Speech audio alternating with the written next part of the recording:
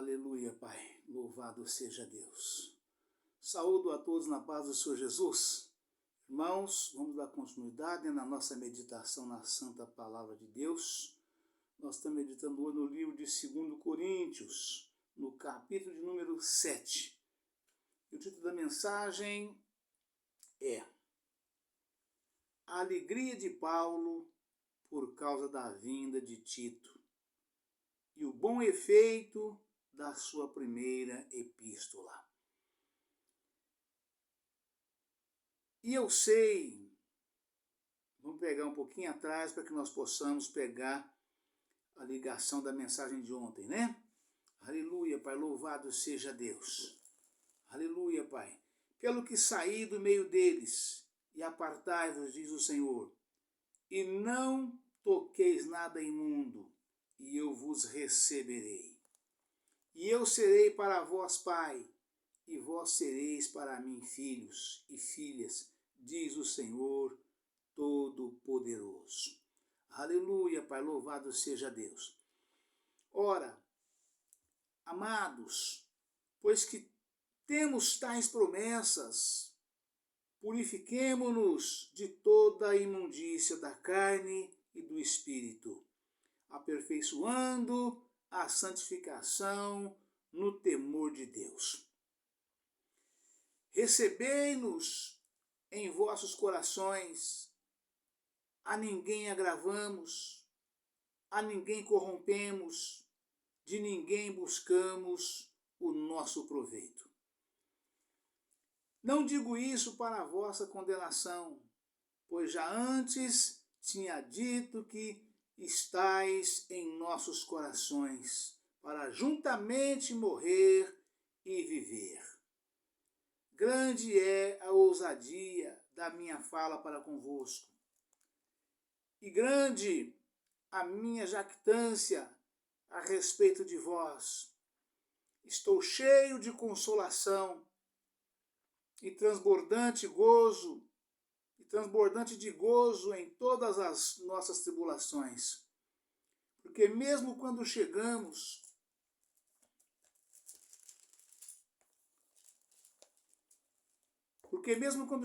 à Macedônia, a nossa carne não teve repouso algum. Antes, em tudo, fomos atribulados. Por fora, combates, temores por dentro. Mas Deus, que consola os abatidos, nos consolou com a vinda de Tito. E não somente com a sua vinda, mas também pela consolação com que foi consolado de vós, contando-nos as vossas saudades, o vosso choro, o vosso zelo por mim, de maneira que muito me regozijei. Porquanto ainda que vos tenha contristado com a minha carta, não me arrependo, embora já me tivesse arrependido por ver que aquela carta vos contristou, ainda que por pouco tempo. Agora folgo, não porque fostes contristados, mas porque fostes contristados para o arrependimento, pois fostes contristados segundo Deus, de maneira que por nós não padecestes dano em coisa alguma.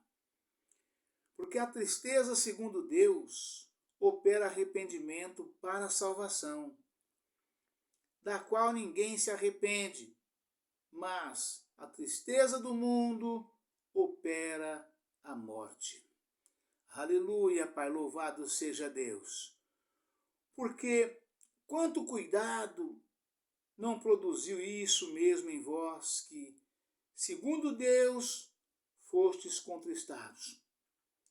Que apologia, que indignação, que temor, que saudades, que zelo, que vingança, em tudo mostrastes estar puros neste negócio.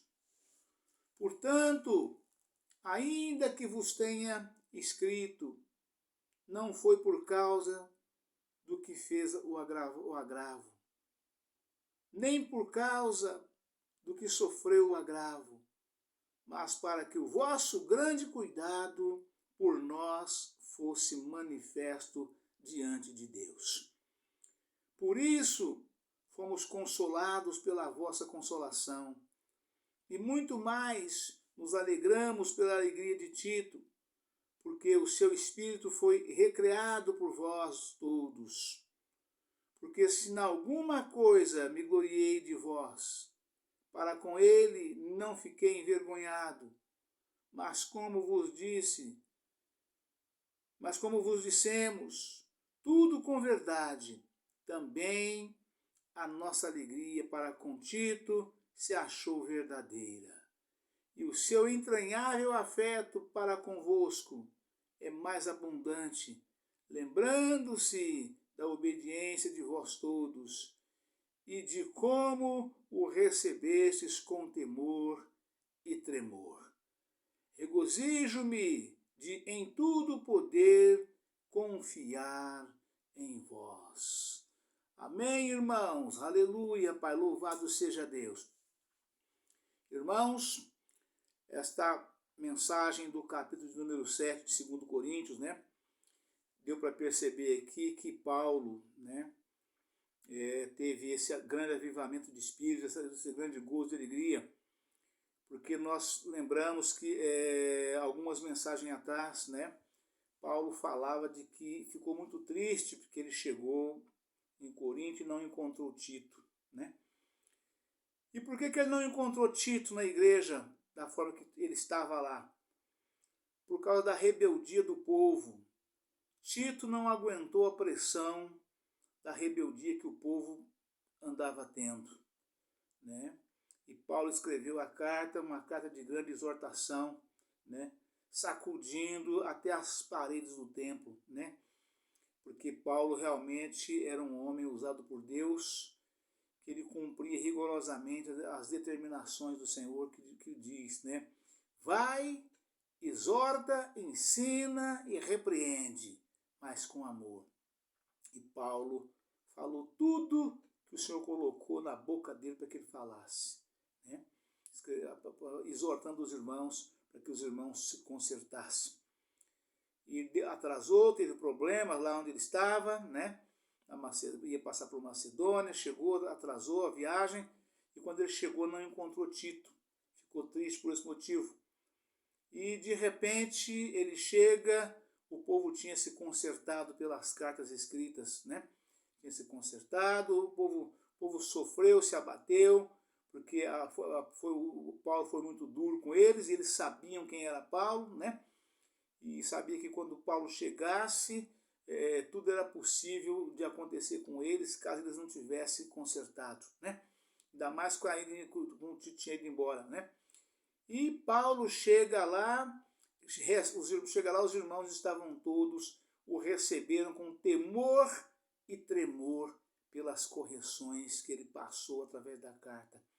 E Tito retornou, né? E aí a alegria foi ampla, geral e restrita.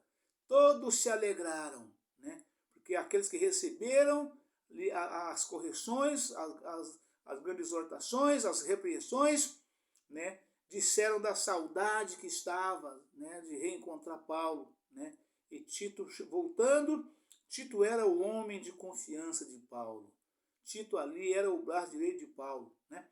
E Paulo sabia que a obra nas mãos de Tito, né? Ali com as bênçãos do Senhor e com o apoio de Paulo, ele sabia que não tinha perigo, tudo correria bem, né? Então a alegria foi geral, né? Os três lados houve grande gozo e grande alegria, né? Paulo ficou muito alegre, muito feliz, porque os irmãos, chegou lá, os irmãos o recebeu com temor e tremor. E Tito voltou, né? Então Paulo viu que ele não tinha aquela preocupação de arrumar outra pessoa para ficar no lugar de Tito, porque Tito tinha retornado e trouxe para ele mais gozo e mais alegria ainda para o seu coração, porque era homem de confiança de Paulo, né? Então, de modo que é disso que Paulo está falando aqui. Mas vamos à meditação da mensagem para que nós possamos avançar, né? Está certo, irmãos? Aleluia, Pai, louvado seja Deus, né? Aleluia, Pai. Ora, amados, pois que temos tais promessas, purifiquemo-nos de toda a imundícia da carne e do espírito. Ou seja, santificação de corpo, alma e espírito, porque nós temos a promessa de Deus, promessa de vida eterna, né?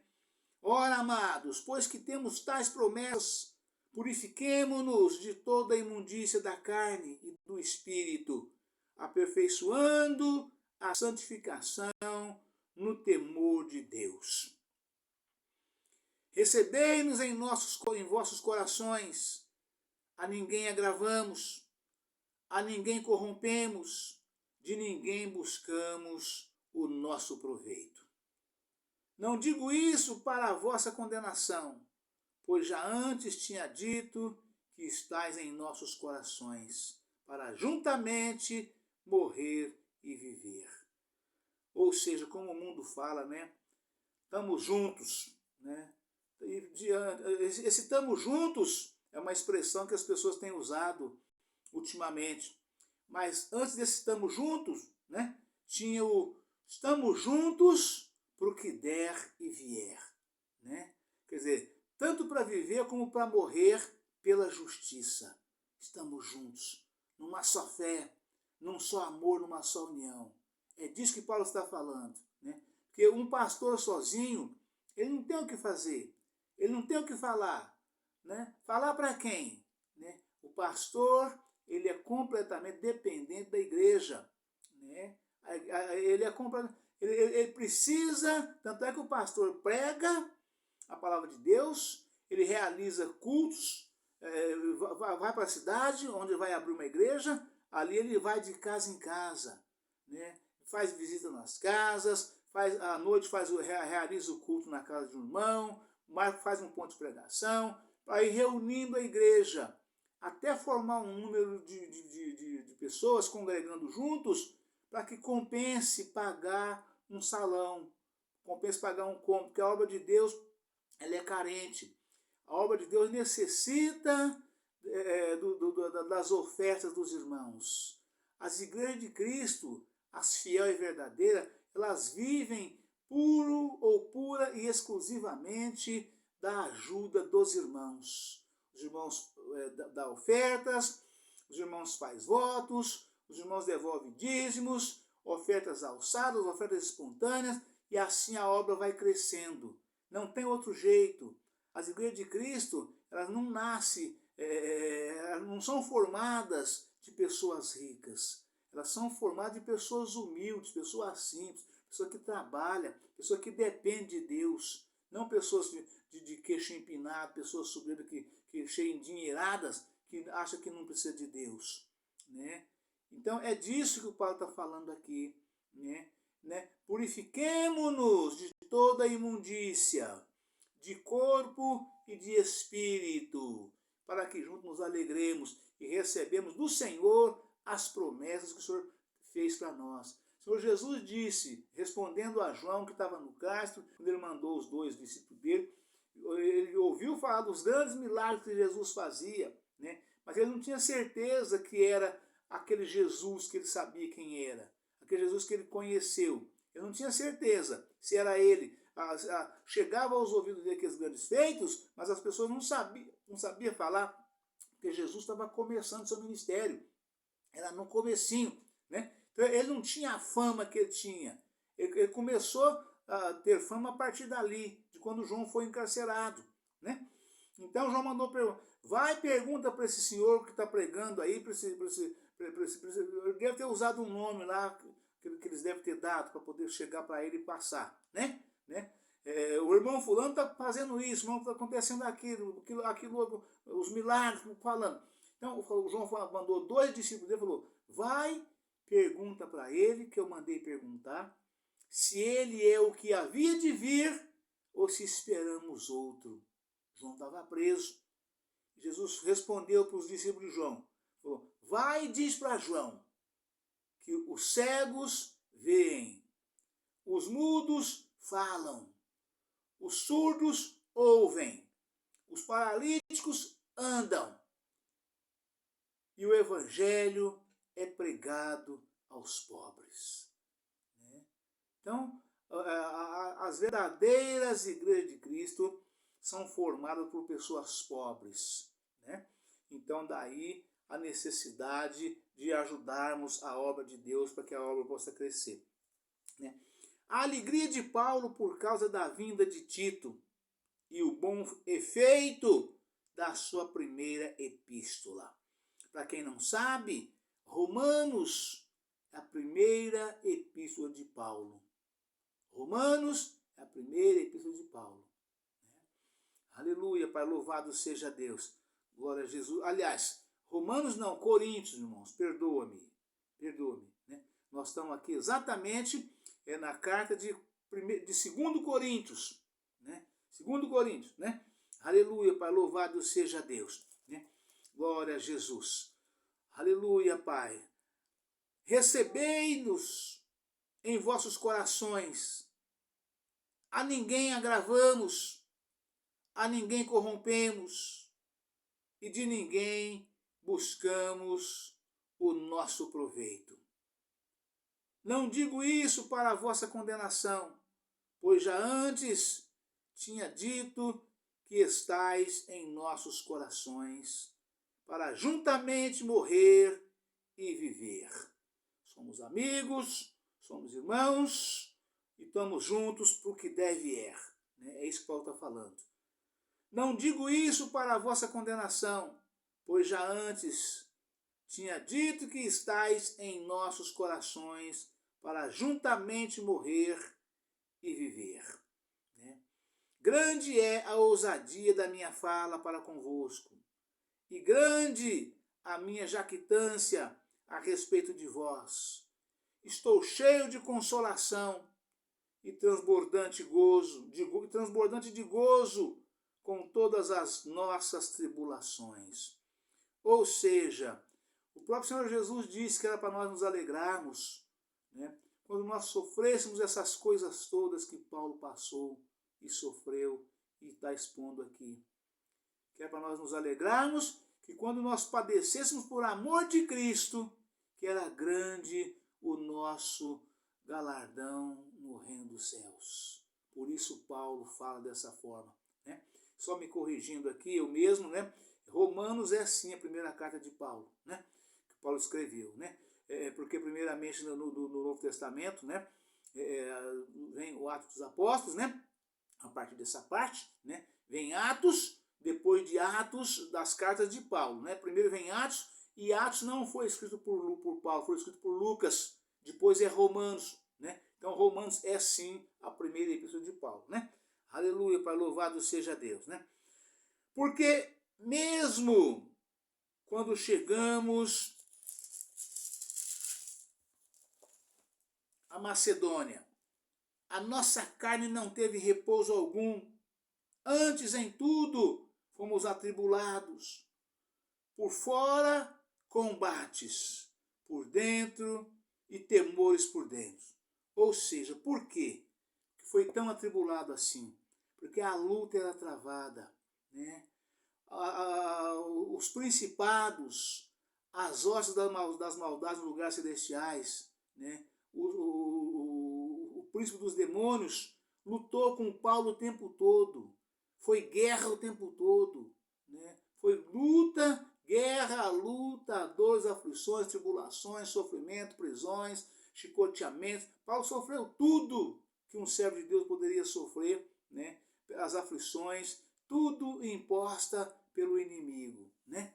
Então, por isso que ele afirma aqui, né? O vosso choro, o vosso zelo por mim, de maneira que muito me regozijei. Né? Muito me regozijei. Por fora, né? Por fora combates. Por fora combates, quer dizer, luta, peleja, enfrentamentos. Né? Temores por dentro. Né? Porque a pessoa enfrenta, parte para cima, né? Mas o temor existe. Porque a pessoa não sabe o que espera no minuto seguinte. Né? Essas dúvidas todos temos. Né? Estamos vivos, estamos na peleja e podemos a qualquer momento nos depararmos com qualquer tipo de dificuldade, qualquer tipo de problema. Né? Mesmo andando a pé numa estrada, você não sabe o que você vai encontrar. nos próximos metros, né? No próximo quilômetro, né? Aleluia, Pai, louvado seja Deus, né? Louvado seja Deus. Mas Deus que consola os abatidos, nos consolou com a vinda de Tito. E não somente com a sua vinda, mas também pela consolação com que foi consolado de vós. Aleluia, Pai. Ou seja, pela recepção, né, que os irmãos deram, né, tanto a Paulo quanto a Tito, né, receberam de braços abertos, né, receberam com beijos e abraços, que é o ósculo santo, né, da qual a palavra de Deus afirma, né. Então, todo mundo quer ser bem tratado, todo mundo quer ser bem recebido, todo mundo quer ser respeitado, todo mundo quer ser valorizado, não com lisonjas, mas com palavras sinceras, né? Palavras que de verdade. Todos nós queremos dessa forma, né? Esperamos que aconteça assim com cada um de nós e com todos nós, né? Aleluia, Pai. O vosso choro, as vossas saudades, né? Contando-nos, né? Os irmãos receberam e falaram do sofrimento que eles passaram, né?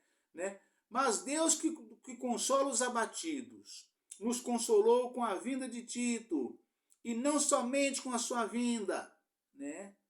Paulo se alegrou muito vendo Tito chegar, os irmãos também, mas também pela consolação com que foi consolado de vós, contando-nos as vossas saudades, o vosso choro, o vosso zelo por mim, de maneira que muito me regozijei. Ou seja, receberam aos beijos e abraços e chorando, né? Chorando com grande alegria de ver os irmãos voltando, né? Paulo chegando e Tito voltando, né? Se alegraram muito, porque quantas pessoas ofendem o outro, mas não queria ofender. Depois arrepende, mas quando arrepende já é tarde, porque já ofendeu. A pessoa foi-se, né? E somente se a pessoa voltar, retornar, e a pessoa ver que a pessoa não está com seu coração cheio de mágoa, cheio de rancor, cheio de ódio, cheio de ressentimento, aí a pedra sai do peito e a amargura sai do coração.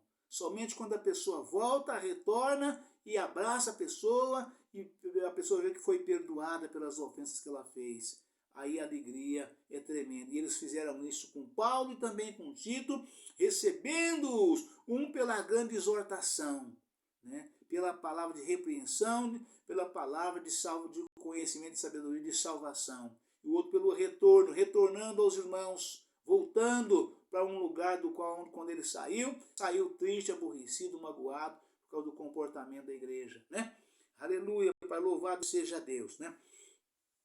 Porquanto ainda que vos tenha contristado com a minha carta, não me arrependo, embora já me tivesse arrependido por ver que aquela carta vos contristou. Ou seja, Paulo escreveu de maneira tão dura, tão forte, tão pesada, né?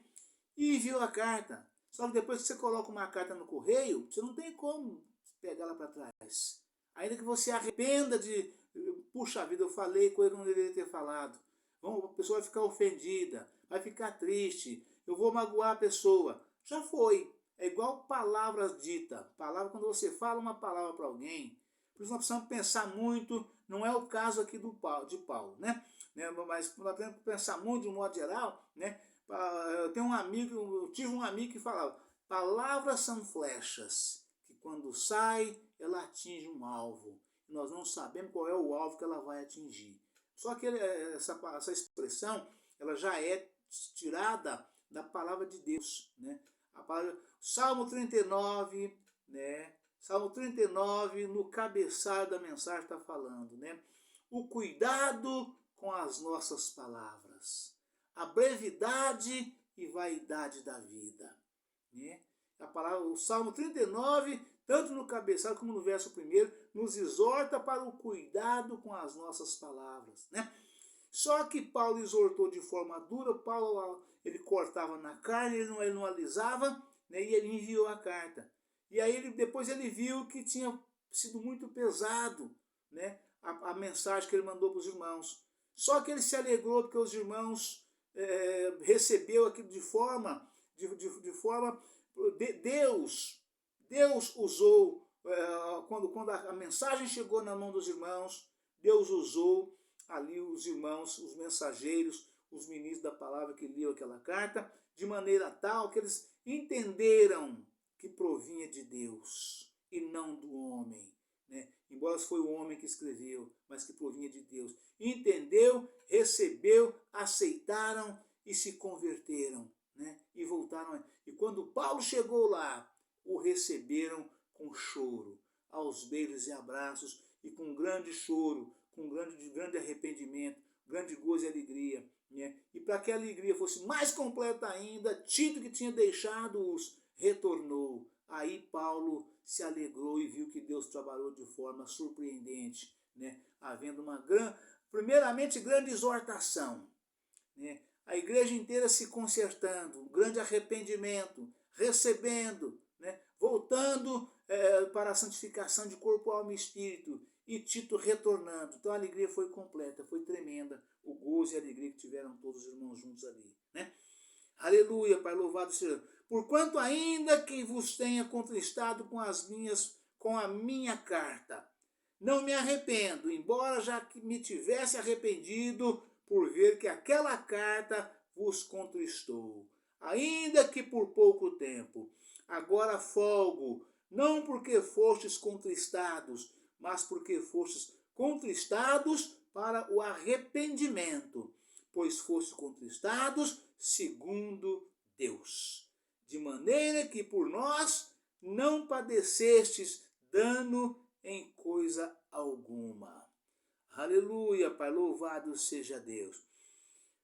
A repreensão que vem do homem, ela pode fazer cicatriz. Ela fere, porque usa pau, usa pedra, usa armas letal, né? Mas a que provém de Deus não, a que provém de Deus, ela vai para o coração, né? Ela vai para o coração, é como se Deus pegasse o nosso coração, abrisse o nosso peito, enfiasse as duas mãos e aplacasse o nosso coração com as duas mãos e amassasse ele, e apertasse, e fizesse com a gente igual as quitandeiras faz para enrolar uma rosquinha, né? Pega com as duas mãos e sova, para sovar um polvilho. E dessa forma vem ali o grande arrependimento. Abra os ouvidos do entendimento que não está na cabeça e sim no coração. O arrependimento a pessoa fica triste, contristado, entende, mas quando mais volta, né, e volta sarado, né? Volta sarado, não fica cicatriz, né? As operações de Deus nos nossos corações não deixam cicatriz, né? Pelo contrário, fica somente gozo, paz, alegria após o arrependimento e o tornar para Deus. Torna-te para mim, que eu tornarei para vós. Torna-vos para mim, que eu tornei para ti. Né? Diz Deus dessa forma. Né? E como é que nós tornamos para Deus? Por que nós tornamos para Deus? É porque nós pertencemos a Deus um dia. O Senhor fez tudo melhor para nós. Né? Tirou nós do cigarro, tirou nós do alcoolismo, tirou nós das drogas, tirou nós da prostituição, tirou nós do adultério, tirou nós da miséria, tirou nós do desemprego, tirou nós da fome, livrou nós das pestes, né? Aí nós aceitamos, vivemos com um grande gozo, paz e alegria. De repente nós ficamos inchados, ficamos soberbos, achando que não precisamos mais de Deus, que nós já temos tudo. Temos de tudo que é bom, né? Tudo isso foi embora. Foi embora a enfermidade, foi embora os vícios, foi embora o adultério, foi embora a prostituição, foi embora a idolatria, né? Aí nós passamos a viver uma vida rica, abundante, transbordante, como disse a mensagem de ontem, né? Nós somos pobres, mas fazemos muitas pessoas enriquecer. Exatamente por causa da palavra de Deus que nos é dada, né? E as pessoas recebem e Deus opera na vida das pessoas como nunca havia operado antes. Pessoas viveram seus primeiros 10, 15, 20, 25, 30 anos de vida 35, 40, numa vida miserável, né? Ganhando, trabalhando, ganhando, recebendo, mas tudo num saco furado. Nada ia para frente, pagando aluguel, morando de fazenda, morando de favores, né? Nada. Né? De repente aceita Jesus, vai para a igreja, aceita Jesus, se batiza, entra em comunhão e Deus começa a prosperar a vida da pessoa. Né? Vai tirando tudo, vai arrancando, arranca o cigarro, arranca a vontade de fumar, vai embora, acaba. Arranca a vontade de beber, o alcoolismo, né? Não bebe mais, não fuma mais, não joga mais, não prostitui mais, não adultera mais. Né? A vida de miséria acaba, o dinheiro começa a sobrar, começa a render. Não que mudar de emprego tivesse um melhor salário, mesmo com o salário antigo, no emprego antigo. Né? Deus está trabalhando, vai operando, começa a prosperar, porque Deus repreende o devorador. Né? Deus entra na vida da pessoa. De repente a pessoa ensoberbece e vai para o mundo. E a miséria volta. Né? O devorador começa a devorar tudo. O assolador começa a assolar a vida da pessoa. E a pessoa cai novamente na prostituição, cai no adultério, cai nos vícios. Vida de miséria. E Deus fala, torna-te para mim, que eu tornarei para vós. E é disso que Paulo está falando aqui, nessa palavra, exatamente dessa forma. Né? Aleluia, Pai, louvado seja Deus. Né? Agora folgo não porque fostes contristados, mas porque fostes contristados para o arrependimento. Pois fostes contristados segundo Deus, de maneira que por nós não padecestes dano em coisa alguma. Porque a tristeza, segundo Deus, opera arrependimento para a salvação, da qual ninguém se arrepende, mas a tristeza do mundo opera a morte. Ou seja, porque a tristeza, segundo Deus, opera arrependimento para a salvação, do qual ninguém se arrepende. Ninguém se arrepende, né, de ter a tristeza para a sua salvação. Deus pesa a mão, castiga, porque Ele nos ama, para poder nós alcançar a nossa salvação. Com isto, a gente não arrepende, a gente não arrepende de Deus ter nos castigado. Né? Pelo contrário, porque é para a nossa salvação. A gente entende e se alegra. Provérbios está escrito, né? Eu repreendo e castigo a todos quanto amo. Então a repreensão que vem de Deus, o castigo que vem de Deus, não é para nos matar. Não é para pura e simplesmente para a nossa salvação. Ele nos assola até nós entendermos que é Ele que quer a nossa salvação. Isso aconteceu com Faraó, irmãos. Faraó era um rei todo poderoso. Né? O mundo inteiro se curvava. Né? O mundo inteiro se curvava na frente de Faraó. Né? E Faraó foi arrancado do seu governo. Né? Foi arrancado do seu governo e foi lançado. Faraó não foi Faraó que aconteceu, foi Nabucodonosor. Né? Nabucodonosor era um rei tão poderoso que o mundo inteiro se curvava. Faraó também foi muito poderoso. Mas esse acontecimento, né? Este fato aconteceu com Nabucodonosor. Era um rei tão poderoso, né? Que ele ensoberbeceu. Né? Ele ensoberbeceu e achou que era ele, achou que aquela riqueza toda que ele fazia ali no país dele, e o mundo inteiro se curvava diante dele, ele achava que era porque ele achava que era mérito dele. Ele sabia que foi Deus no princípio, mas depois ele ensoberbeceu e começou a esquecer que foi Deus. Né? Deus arrancou ele do governo, né? E mandou ele para o pasto comer capim com os bois durante 7 anos.